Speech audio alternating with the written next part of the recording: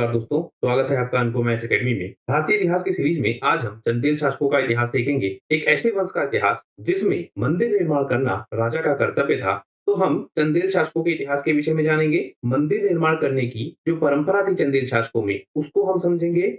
एक दायित्व के रूप में यह किस प्रकार से स्थापित था राजा पर, उसको हम समझेंगे। और इसके साथ साथ हम यह देखेंगे कि चंदेल वंश के प्रमुख राजा कौन से हैं, इनकी राजनीतिक जो व्यवस्था है वह व्यवस्था किस प्रकार की है और किन क्षेत्रों पर इनका शासन क्षेत्र है। तो मैं अनुपम तिवारी स्वागत करता हूं आपका अपने इस YouTube चैनल पर। आइए जानते हैं चंदेल शासकों के विषय में। जब हम चंदेल शासकों का शासन क्षेत्र देखते हैं तो जो उत्तर भारत है, उस उत्तर भारत में हमको इनका प्रशासनिक क्षेत्र मिलता है। अहिछत्रक, कान्यकुब्ज, खजुराहो और कालंजर, यह इनके प्रमुख केंद्र हैं। चंदेल शासकों के विषय में जब हम देखते हैं तो जो खजुराहो मंदिर है, ये खजुराहो मंदिर के निर्माण करता है। तो बहुत इंपॉर्टेंट फैक्ट है, परीक्षाओं में बार बार आपसे पूछा जाता है कि खजुराहो मंदिर का निर्माण किसने करवाया था। तो वह है आपके चंदेल शासक। चंदेल शासकों के विषय में जब हम देखते हैं तो ना केवल खजुराहो का मंदिर बल्कि 84 मंदिर से ज्यादा मंदिर हमको मिलते हैं जिनका निर्माण इन चंदेल शासकों ने करवाया था।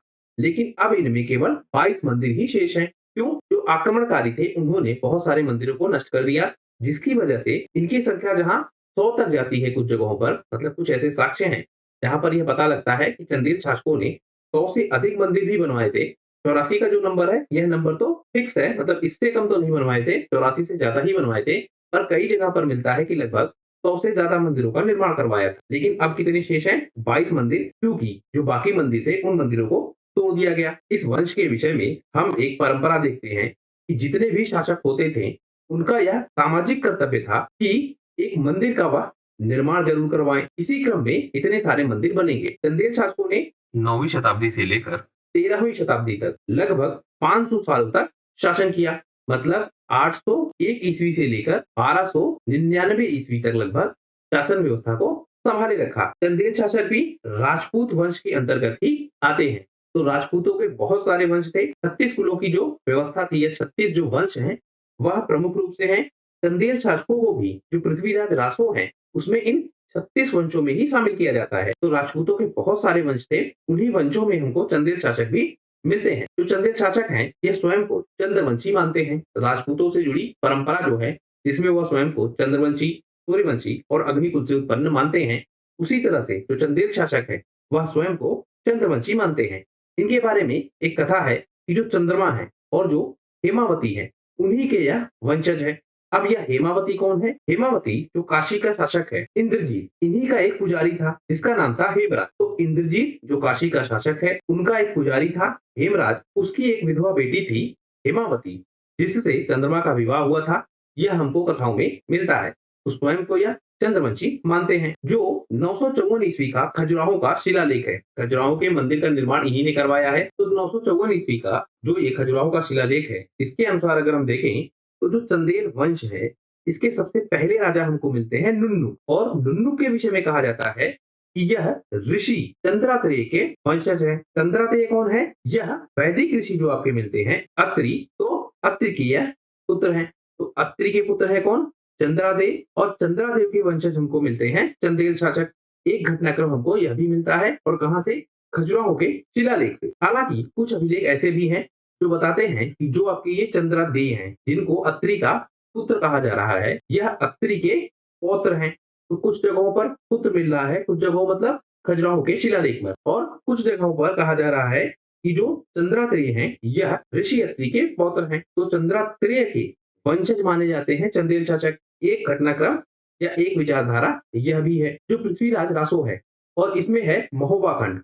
तो पृथ्वीराज रासो के जो महोबा खंड है उसमें हमको मिलता है कि जो चंदेल शासक है वह 36 राजपूत कुलों में से ही एक है। तो 36 राजपूत कुलों की अवधारणा हमको बार बार मिलती है, उन्हीं में से यह माना जाता है कि चंदेल शासक भी एक है। कौन कह रहा है? पृथ्वीराज रासो, जो वर्तमान बुंदेलखंड का एरिया है। इसी एरिया में हमको चंदेल शासकों का उदय मिलता है, और इनकी राजधानी क्या थी? खजुराहो, जहां पर बड़ी मात्रा में इन्होंने मंदिरों का निर्माण करवाया है। जो चंदेल शासक है यह पहले क्या थे? प्रतिहार साम्राज्य में सामंत थे। बाद में यह स्वतंत्र शासक के रूप में उभर कर आते हैं, जैसे अन्य साम्राज्य या अन्य वंश के लोग आ रहे थे। इनका जो प्रथम शासक है इस वंश का, उसका नाम है नुन्नू। तो 2-3 चीजें आप ध्यान रखिए। एक, स्वयं को यह चंद्रवंशी मान रहे हैं। दूसरा, जो खजुराहो का शिलालेख है यह ऋषि चंद्रातेय का वंशज मानता है। पृथ्वीराज रासो इनको 36 राजपूत कुलों में से मानते हैं। इनका शासन क्षेत्र क्या है? वर्तमान बुंदेलखंड का एरिया। और पहले यह प्रतिहार साम्राज्य के सामंत थे। इनका प्रथम शासक हमको मिलता है नुन्नुक, और जो ये आपका नुन्नुक है, इन्हीं का पौत्र हमको मिलता है जय सिंह या जीजा सिंह। तो इसी कारण से हमको यह जिजाक भुक्ति के नाम से भी मिलता है। मतलब क्या कहा जाता है कि जिजाक भुक्ति के चंदेल शासक, क्योंकि जो जेजा है इसी के नाम पर यह जिजाक भुक्ति नाम रखा गया है। जो चंदेल शासक हैं, इन पर जो ब्रिटिश विचारक हैं वह कुछ अलग तर्क रखते हैं। हमको जो भारतीय साक्ष्यों में तर्क मिलते हैं वह तर्क अलग है, और जो ब्रिटिश विचारक हैं वह अपने हिसाब से तर्क रखते हैं। तो इनके तर्क क्या है? यह कहते हैं कि जो चंदेल शासक है यह गोंड जनजाति से ही निकल कर आए हैं, और गोंड जनजाति कहाँ रह रही है? विंध्य और सतपुड़ा के पर्वतों पर। तो जो विंध्य और सतपुड़ा के पर्वतों पर गोंड जनजाति रह रही है, उन्हीं से यह मान रहे हैं कि चंदेल शासकों की उत्पत्ति हुई है। इसके अलावा यह कहते हैं कि जो चंदेल शासक हैं वह गुर्जर प्रतिहारों के सामंत थे, और 9वीं सदी का काल आते आते इन्होंने स्वयं को स्वतंत्र घोषित कर दिया। किससे? गुर्जर प्रतिहार शासकों से। यह वर्णन आपको भारतीय साक्ष्यों में भी मिल रहा था। जो चंदेल शासक है यह अपना मूल क्षेत्र क्या बताते हैं? मनियागढ़। यह ब्रिटिश विचारकों का तर्क है। और जो ये मनियागढ़ है, यह नाम पड़ा है मनिया देवी के नाम से। और मनिया देवी कौन है? जिनकी पूजा गोंड और चंदेल शासक दोनों करते हैं। तो वहां से यह बता रहे हैं, क्योंकि दोनों के कुल देवी या दोनों द्वारा पूजित देवी जो है वह हमको मुनिया देवी मिल रही है, जिनके नाम पर मनियागढ़ नाम पड़ा है। और जो चंदेल शासक है यह भी कहते हैं कि इनका मूल क्षेत्र क्या है? मनियागढ़। तो इससे यह स्टैब्लिश करना चाह रहे हैं कि जो गोंड वंश है और जो चंदेल शासक हैं दोनों एक ही हैं। गोंड वंश के कुछ लोग राजनीतिक भूमिका में आ गए और प्रशासन व्यवस्था को संभाल लिया, और चंदेल शासक के रूप में हमको मिलने लगे। पांचवें चंदेल शासक राहिला तक हम देखते हैं तो यह प्रतिहारों के अधीनस्थ थे। मतलब स्वतंत्र भले हुए थे, पर प्रतिहारों के अंतर्गत ही बने रहे थे। हमने जब सामंती व्यवस्था को देखा था तो उस सामंती व्यवस्था में हमने समझा था कि किस तरह से सामंत बने हुए थे। जैसे राजकुमार सामंत बने हुए थे, कुछ ऐसे शासक थे जो सामंती व्यवस्था में बने थे, लेकिन केंद्रीय जो प्रशासन है उसकी बातों को थोड़ा कम सुनते थे, अपनी प्रशासनिक व्यवस्था ज्यादा चलाते थे। कुछ ऐसे लोग थे जो पूरी तरह से अपनी प्रशासनिक व्यवस्था चलाते थे, केवल जो मुख्य शासन है उसके उपनाम को इस्तेमाल करते थे। तो हमने कई तरह के सामंत देखे हैं। अगर आप चाहें तो पिछली वीडियोस में जाके देख सकते हैं, इसी चैनल पे आपको मिल जाएगा। हमने बहुत डिटेल से उसकी चर्चा की है। इसी तरह से हम देख रहे हैं कि जो आपके चंदेल शासक हैं यह रहिला तक प्रतिहारों के अधीनस्थ थे, और अधीनस्थ किस रूप में होंगे? सैन्य सहायता या देंगे। अब हम देख लेते हैं जो चंदेल वंश के प्रमुख राजा हैं। बहुत सारे राजा आपको मिलेंगे इसमें भी, लेकिन सबको आपको नहीं याद रखना है। कुछ जो सबसे प्रमुख राजा हैं उन्हीं राजाओं को आपको ध्यान में रखना है। सबसे पहले नान्नुक 835 से 845 ईस्वी का इनका शासनकाल है। यही चंदेल वंश के संस्थापक हैं, तो इनका नाम आपको ध्यान रखना है। दूसरा वाकपति, फिर आपको मिलेंगे जय शक्ति व विजय शक्ति, यह दोनों आपको मिलेंगे, यह भी इंपॉर्टेंट है। फिर राहिला जैसा मैंने बताया वह आपको मिलेंगे। यहाँ तक हम देखते हैं कि जो चंदेल शासक हैं यह गुर्जर प्रतिहारों के अधीनस्थ रह के काम करते हैं। फिर मिलते हैं हमको श्रीहर्ष देव, यशोवर्मन, धंगदेव, गंडादेव, गंडादेव के बाद विद्याधरा, विद्याधरा के बाद विजयपाल, देववर्मन, कीर्तिवर्मन, संलक्षणावर्मन, जयवर्मन, पृथ्वीवर्मन, मदनवर्मन, यशोवर्मन द्वितीय, परामर्डी, परामर्डी के बाद त्रिलोकावर्मन, त्रिलोकावर्मन के बाद वीरवर्मन, उसके बाद भोजवर्मन, हम्मीरवर्मन, और अंत में हमको मिलते हैं वीर वर्मन। 1315 ईस्वी तक इनका शासनकाल है। इसके बाद जो गुलाम वंश है वह इनके क्षेत्रों पर अधिकार कर लेता है। तो 2-3 नाम आप ध्यान रखिएगा, एक नान्नुक, दूसरा जय शक्ति विजय शक्ति, उसके अलावा राइला, और एक नाम विद्याधरा का, यह भी आप ध्यान रखिएगा। जब हम चंदेल शासकों का इतिहास देखते हैं तो हम पाते हैं कि इनकी राजधानी क्या है? खजुराहो, जो बाद में बदलकर हो गई महोबा। तो जो वर्तमान में महोबा है, महोबा और खजुराहो में थोड़ी दूरी है, लेकिन दोनों एक ही क्षेत्र के अंतर्गत आते हैं। तो महोबा जो शहर है यही इनकी राजधानी थी, जिसका नाम पहले था खजुराहो। नन्नुक ने इस चंदेल वंश की स्थापना की थी, लेकिन जब वाकपति का टाइम आएगा उस समय हमको मिलेगा कि चंदेल शासक प्रतिहार शासकों से पूरी तरह से मुक्त हो जाएंगे। हमने देखा था कि जो 5वां शासक है रहीला, उसके समय तक जो चंदेल शासक हैं यह प्रतिहारों के अधीनस्थ रह के काम करेंगे। मतलब स्वतंत्र शाखा इन्होंने स्थापित तो कर ली है, लेकिन जब भी युद्ध में आवश्यकता होती थी सैन्य सहायता यह देते थे। वाकपति के बाद हम देखते हैं परिवर्तन होता है और यह एक पूर्णतः स्वतंत्र शासक के रूप में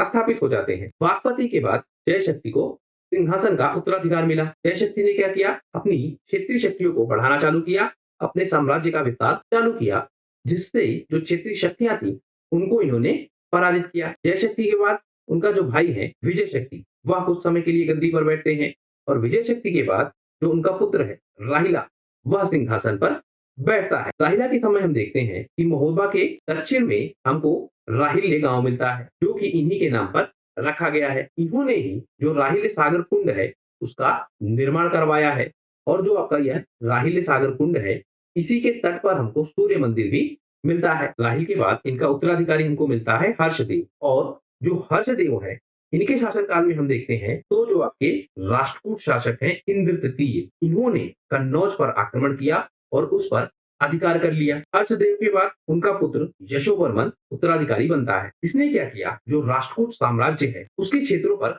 अधिकार करना शुरू कर दिया। हमने अभी देखा कि जो राष्ट्रकूट शासक है इंद्र तृतीय, इन्होंने कन्नौज पर अधिकार कर लिया और कन्नौज कहाँ आ रहा था, चंदेल शासकों के अंतर्गत ही। तो जब यशोवर्मन राजा बनते हैं तो यह क्या करते हैं, जो राष्ट्रकूट साम्राज्य के अंतर्गत क्षेत्र हैं उन क्षेत्रों पर अधिकार करना प्रारंभ कर देते हैं। इन्हीं में हमको मिलता है मालवा, चेदी, मध्य कौशल, इन सब पर आक्रमण करते हैं और अपने राज्य का विस्तार करते हैं। कौन, यशोवर्मन। इन्होंने क्या किया, कलिंजर पर भी कब्जा कर लिया और जो विष्णु मंदिर है, चतुर्भुज मंदिर के नाम से जिसको जानते हैं, खजुराहो में स्थित, इस विष्णु मंदिर का भी निर्माण करवाया और एक जलाशय का भी निर्माण करवाया। तो यशोवर्मन ने विष्णु मंदिर या चतुर्भुज मंदिर का निर्माण करवाया है, यह आप ध्यान रखेंगे। उसके बाद जो चंदेल शासक है धंग, यह शासन व्यवस्था को संभालता है। 950 से 1002 ईस्वी तक इसका शासनकाल है। दरअसल यह माना जाता है कि जो चंदेल शक्ति है या जो चंदेल वंश है उसका यह वास्तविक जन्मदाता है या उनकी स्वाधीनता का वास्तविक या जन्मदाता है। कैसे, इसने क्या किया, यशोवर्मन के बाद उत्तराधिकार को स्वीकार किया। मतलब यशोवर्मन के बाद धंगदेव उत्तराधिकारी बनते हैं। 945 से 1002 ईस्वी तक इन्होंने खजुराहो पर शासन किया और लगातार अपने क्षेत्र का विस्तार किया। इसी विस्तार के दौरान यह दिखता है कि जो प्रतिहार साम्राज्य है उनके भी पूर्वी भागों पर अधिकार कर लिया। अभी तक आप देख रहे थे कि जो चंदेल शासक अधिकार क्षेत्र को बढ़ा रहे थे वह राष्ट्रकूट शासकों के विरुद्ध और कुछ अन्य शासकों के विरुद्ध बढ़ा रहे थे, लेकिन जो प्रतिहार शासक जिनके यह सामंत थे उनके खिलाफ विस्तार किसने प्रारंभ किया, चंदेल शासक धंग ने। इसी कारण से यह माना जाता है कि यह वास्तविक स्वाधीनता का जन्मदाता है। ग्वालियर की जो विजय है वह भी इसकी एक महत्वपूर्ण उपलब्धि है। किसकी, चंदेल शासक धंग की, या धंग देव भी इनको कहा जाता है। तो दोनों नाम आप याद रखिएगा। राजा मिलेंगे आपको चंदेल वंश में जिनके नाम के आगे देव लगाया गया है, तो धंगदेव भी इसी प्रकार का नाम है। इन्होंने क्या किया, जो कालिंजर है उसको अपनी दूसरी राजधानी बनाया। तो आपसे परीक्षाओं में पूछा जा सकता है कि वह कौन सा चंदेल शासक था जिसने कालिंजर को अपनी दूसरी राजधानी बनाया था। तो आप ध्यान रखेंगे कि वह धंगदेव है। जो चंदेल वंश है उसकी यह स्वतंत्रता का जन्मदाता है, क्योंकि हम देख रहे हैं नई राजधानी भी बना रहा है और उसके साथ साथ जो प्रतिहार साम्राज्य था जिसके पहले यह सामंत थे उनके भी क्षेत्रों पर अधिकार कर रहा है। इसके अलावा जो आपका चंदेल शासक धंग है, इसने क्या किया, जो भटिंडा के शाही शासक थे जयपाल, इनका युद्ध चल रहा था या इनका विवाद था सुबुक्तगीन से। तो सुबुक्तगीन के विरुद्ध अपनी सैन्य सहायता भेजी किसने, धंगदेव ने। और एक संघ बना था हिंदू राजाओं का, उस संघ में भी यह शामिल हुए। देखिए वो क्या रहा था, अरब से आक्रमण प्रारंभ हो चुके थे और ऐसा नहीं है कि जो अरब के आक्रमण हुए वह एकदम से भारत में हो गए और भारतीय क्षेत्रों को वह जीतते चले गए। वो क्या रहा था, जो भारतीय राजा थे वह राजा भी युद्ध कर रहे थे और इन अरब आक्रमणकारियों को रोकने की कोशिश कर रहे थे। इसी रूप में हम देखते हैं कि बहुत सारे संघ भी बनते हैं जो कई बार धर्म के आधार पर बन रहे थे और इनका लक्ष्य क्या था, जो अरब आक्रमणकारी हैं उन आक्रमणकारियों को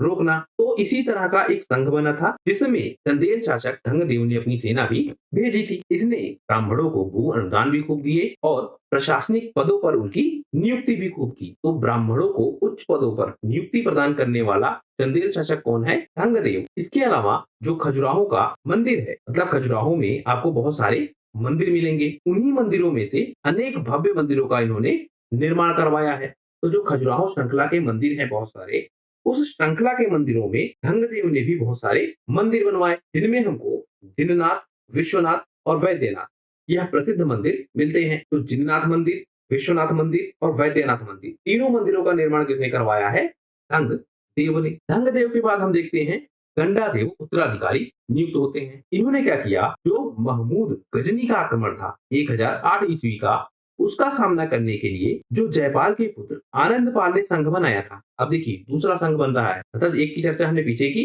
और दूसरे की चर्चा अब हम कर रहे हैं। तो एक संघ देखिए और मिल रहा है आपको, जो जयपाल के पुत्र आनंदपाल ने बनाया था। इस संघ में भी इन्होंने भाग लिया और किसके खिलाफ, महमूद गजनी के खिलाफ। गंडादेव का जो पुत्र है विद्याधर, वह बाद में उत्तराधिकारी बनता है। इसके विषय में अगर हम देखें तो मुस्लिम लेखक इसे नंद तथा पिता के नाम से उल्लेखित करते हैं। और इसके विषय में हम देखते हैं कि 1019 ईस्वी में एक गुर्जर प्रतिहार शासक था राज्यपाल, और राज्यपाल महमूद गजनवी से युद्ध करने के स्थान पर भाग खड़ा हुआ। मतलब युद्ध के मैदान से यह व्यक्ति भाग गया। युद्ध करना था किससे, महमूद गजनवी से। और हम देख रहे हैं कि जो भारतीय शासक हैं, जो भारतीय राजा हैं, वह संघ बनाकर इन आक्रमणों से भारत की रक्षा कर रहे थे। इसी क्रम में एक संघ बना था और उस संघ में प्रतिहार शासक ने भी भाग लिया था। राजा का नाम क्या था, राज्यपाल। तो राज्यपाल भी उस संघ में शामिल था। जैसे आप देख रहे थे कि जैसे जयपाल के पुत्र आनंदपाल का एक संघ था जिसमें धंगदेव ने भाग लिया था, इसी तरह का एक संघ था जिसमें राज्यपाल जो कि प्रतिहार शासक है उसने भी भाग लिया था। जब युद्ध का मैदान आता है या जो युद्ध का समय है, वह युद्ध का जब समय आता है तो यह मैदान छोड़कर भाग जाता है। इसके खिलाफ महमूद गजनवी के खिलाफ। इससे क्रोधित होकर जो गंडादेव है, इसने वध कर दिया किसका, राज्यपाल का। इसके साथ साथ जो मालवा के परमार शासक हैं भोज, और जो कलचुई शासक हैं गांगेय देव, उनको भी पराजित किया और अपने अधीन इसने स्थापित किया। विद्याधर के बाद जो उनका पुत्र है विजयपाल, इसने भी शासन व्यवस्था को संभाला और यह भी उसी क्रम में शामिल हुआ। जो पश्चिम के आक्रमण थे, उन आक्रमणों को रोके रखने में यह भी अपना योगदान देने लगा। विजयपाल के बाद जो इसका पुत्र है देववर्मन, यह उत्तराधिकारी बनता है। तो 2-3 आप यहाँ ध्यान रखिए। यहाँ मिला आपको सबसे पहले धंगदेव, धंगदेव के बाद गंडादेव, गंडादेव के बाद विद्याधर, और विद्याधर के बाद देववर्मन। देववर्मन के बाद हम देखते हैं तो कीर्तिवर्मन, संरक्षण वर्मन, और फिर जयवर्मन और पृथ्वीवर्मन। यह सारे राजा बनते हैं, पर इनका शासनकाल बहुत छोटा छोटा हमको मिलता है। जो कीर्तिवर्मन है, इनके विषय में एक इंपॉर्टेंट फैक्ट आप ध्यान रखिएगा कि इनके दरबार में जो प्रबोध चंद्रोदय के रचयिता है कृष्ण मिश्र, वह हमको मिलते हैं। इसके बाद मदन वर्मन राजा बनते हैं। किसके बाद, पृथ्वी वर्मन के बाद। मदन वर्मन के विषय में देखें तो जो चंदेल प्रतिष्ठा थी उसको इन्होंने फिर से स्थापित करने का प्रयास किया। हमने देखा कि छोटे छोटे राजा अब आ रहे हैं, जैसे कीर्तिवर्मन, संरक्षण वर्मन, जयवर्मन, पृथ्वी वर्मन। इनका शासनकाल बहुत छोटा छोटा है। मदन वर्मन जब शासन व्यवस्था को संभालते हैं तो यह क्या करते हैं, जो चंदेल की प्रतिष्ठा थी, जो एक बड़ा क्षेत्र था चंदेल का, उसको फिर से स्थापित करने का प्रयास करते हैं। इसी क्रम में यह कालिंजर, महोबा, अजयगढ़, खजुराहो, इन सारी जगहों पर शासन व्यवस्था को मजबूत करते हैं। जो खजुराहो में मंदिरों की श्रृंखला है, उन मंदिरों की श्रृंखला में जो मंदिर निर्माण की गतिविधियां हैं, उनको यह फिर से प्रारंभ करवाते हैं। और मदन वर्मन के बाद हम देखते हैं तो यशोवर्मन द्वितीय उत्तराधिकारी बनकर आते हैं। यशोवर्मन के बाद उनका जो पुत्र है परमार्दी देव, यह सिंहासन पर अधिकार स्थापित करता है। परमार्दी वर्मन के विषय में देखें तो यह चंदेल शासकों में अंतिम प्रभावशाली राजा हमको मिलता है। 1182 में पृथ्वीराज चौहान ने या पृथ्वीराज तृतीय ने इसे पराजित कर दिया और महोबा पर अधिकार कर दिया। तो अगर आपसे पूछा जाए कि पृथ्वीराज चौहान ने किसे पराजित किया था, तो वह नाम है परमार्दी देव वर्मन का। 1203 में कुतुबुद्दीन ऐबक ने फिर से इसे पराजित किया और कालिंजर पर भी अधिकार कर लिया। यशोवर्मन के बाद हम देखते हैं तो परमार्दी वर्मन, फिर त्रिलोका वर्मन, वीर वर्मन, भोज वर्मन, हम्मीर वर्मन और वीर वर्मन हमको मिलते हैं। तब तक 1315 ईस्वी तक। और इसी के बाद हम देखते हैं तो गुलाम वंश की शासन व्यवस्था स्थापित हो जाती है। जो चंदेल शासक हैं, इनके मंदिर ही सबसे फेमस है, क्योंकि जो खजुराहो में मंदिर निर्माण की श्रृंखला है, एक बड़ी मात्रा में मंदिरों को बनवाया गया है। वह मंदिर निर्माण ही इनकी विशेषता है। और सबसे ज्यादा जब हम चंदेल शासकों की चर्चा करते हैं तो इनके मंदिर निर्माण की ही चर्चा ज्यादा करते हैं। इनके मंदिरों के विषय में अगर हम देखें तो हमको कलात्मक मूर्तिकला मिलती है मंदिर के दीवारों पर। जैसे मंदिर बने होंगे तो मंदिर की बाहरी दीवारों पर, आंतरिक दीवारों पर बहुत सारी कलात्मक मूर्तियां हमको मिलेंगी। इन मूर्तियों में भी हम देखें तो कामुकता हमको दिखती है। हालांकि यह जो कामुकता वाला पार्ट है, यह 10% मात्र है पूरी मूर्ति निर्माण कला में, लेकिन यह ज्यादा प्रभावित करती है लोगों को। इसके साथ हम देखें तो हिंदू समाज में जो परंपरावादी विचारधारा है, उस परंपरावादी विचारधारा को तोड़ते हुए यह मंदिर हमको मिलते हैं और वैज्ञानिक आधार पर बने यह मंदिर और समाज को बड़ी सूचना देते हुए या समाज को बड़ी सीख देते हुए यह मंदिर हमको मिलते हैं। प्रत्येक चंदेल शासक के विषय में अगर हम देखें तो उसका यह कर्तव्य होता था अपने शासन काल में वह कम से कम 10 मंदिरों का निर्माण करवाए।